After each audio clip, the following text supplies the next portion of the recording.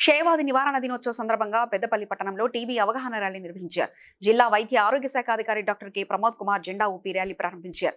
జిల్లా ప్రధాన ఆసుపత్రి నుంచి అమర్చంద్ ఫంక్షన్ హాల్ వరకు ర్యాలీ నిర్వహించిన అనంతరం అవగాహన సమావేశం చేపట్టారు. ఈ సందర్భంగా టీబీ వ్యాధి లక్షణాలు, వ్యాప్తి, నివారణ చర్యలపై ప్రజలకు వివరించారు. జెండా ద్వారా మరియు అమర్చంద్ కళ్యాణ మండపంలో ర్యాలీ నిర్వహించడం జరిగింది.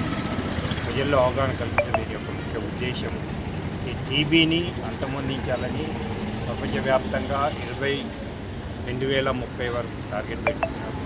దానిలో భాగంగా మన కేంద్ర మరియు రాష్ట్ర ప్రభుత్వాలు కూడా మాకు ఆదేశాలు ఇవ్వడం జరిగింది. దాని ప్రకారం మేము టీబీని నివారించడానికి ఇక్కడ తగినన్ని చర్యలు తీసుకుంటున్నాము. మీకు తెలుసు, టీబీ అనేది మిగతా వ్యాధుల్లా అనే ఒక బ్యాక్టీరియా ద్వారా వస్తుంది. Mycobacterium tuberculosis. ఎవరికైతే 2 వారాలకు మించి దగ్గు ఉంటుందో, ఎవరికైతే జ్వరం వస్తుందో, తర్వాత ఎవరికైతే బరువు తగ్గిపోతారో, ఎవరికైతే ఆకలి తగ్గిపోతుందో ఒకటి సప్లై చేసి ఈ పేషెంట్లకు అందించడం జరుగుతుంది. లాస్ట్ టైం మన జిల్లాలో ఫేజ్ 1లో టీబీ ముక్తి భారత్ కింద మేము కొన్ని చర్యలు తీసుకోవడం జరిగింది.